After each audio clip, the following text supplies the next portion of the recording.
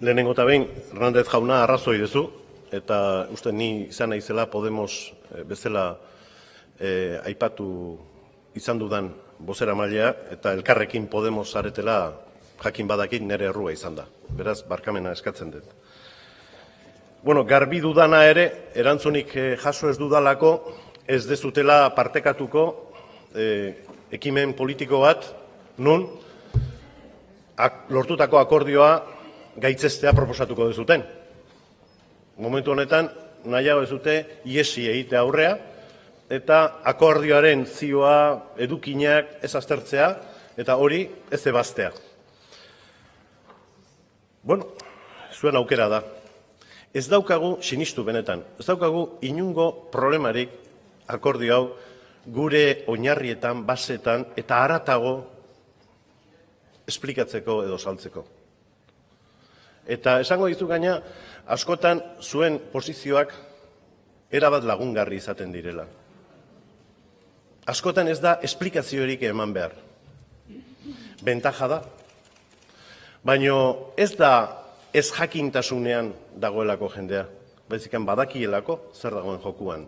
Eta akordio honek euskaldun guztiak jarriko gaitu beste maila batean. Ez da handia. Baina gauz batzuk argitu egin ditugu. Da etorkizunari begiratzeko ere politikoki beste sendotasun bat eta lasaitasun bat ematen dizu. Agian urduritasun hori ez dezute zuek gu bezain hainbeste bintzat sentitu.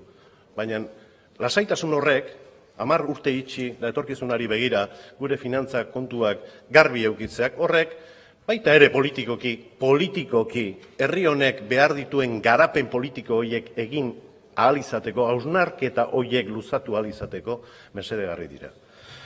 Beraz, inungo arazorik ez. Zuk esaten zenun auzo lotxa, aurrekoan, sentimos vergüenza, corresponsables de las barbaridades, baita ere gaur ez dezu aipatu.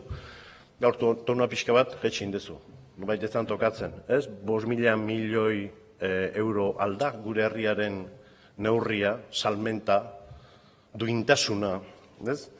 Kontu guzti horiek entzun izan ditugu, eta esaten dezute, pudiendo optar por alcanzar grandes acuerdos con fuerzas políticas y sociales de Euskal Herria para avanzar como país, han decidido una vez más buscar el acomodo en lo más rancio, facha y corrupto de España. Bueno, gu euskalduna gara, y no sé si es para su, no sé, desasosiego o intranquilidad, pero ni nos sentimos, ni queremos, ni necesitamos ser españoles. Gu euskalduna gara. Da guk herri honen etorkizunean aurrera egiteko prest gaude.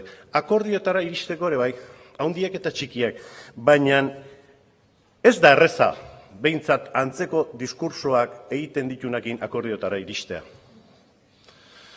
Bueno, eta diskursoa, bai, nigatikan berdina esango zue, ala esaten zue, bai, baina ez da diskursoa bakarrik. Egun hauetan hontan genbintzala, ez? Akordioak Madriletik gora eta bera. Zuk ere ikusten duzu, jarduera politikoak bere jarraipena dauka, ez? Eta garai hartan, Gipuzkoako diputaziotikan sortutako hainbat eta hainbat kereila tarteko, da horretan jakitzun zerazu, horiek bere pausoak hartu dituzte, da ikusten duzu nola bakarren batzuk aplikatzen duten zehaura, ez? Oinarri hura, nere etxaiaren etxaia laguna izan daiteke. El enemigo de mi enemigo es mi amigo.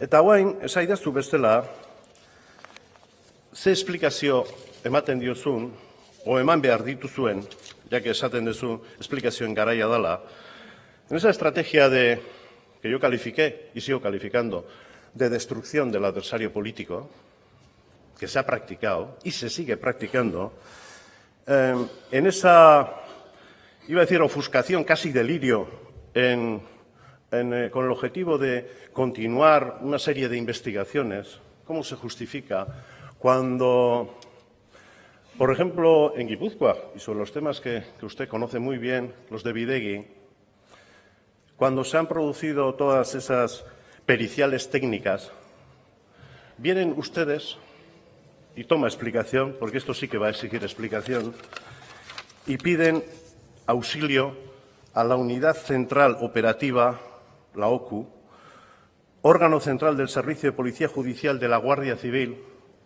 con el auxilio técnico que precisen al objeto de que realicen una investigación que dictamine si los incrementos del presupuesto liquidado están justificados y se corresponden con trabajos realmente ejecutados para las obras gestionadas por la sociedad Bidegi en la AP1. Eso se produce ahora, hace un mes. Después de todas las periciales, auxilio a la UCO, a la Guardia Civil. Amaitzen joan, Egibar jauna. Auxilio a la UCO, a la Guardia Civil. Como dice su hija y sus amigas, ¡buah, chavala! Toma lingotazo. Aparte de la pica en Flandes, que por cierto es una terminología más española, desde luego no está muy arraigada en el soberanismo vasco. ¡Buah, chavala!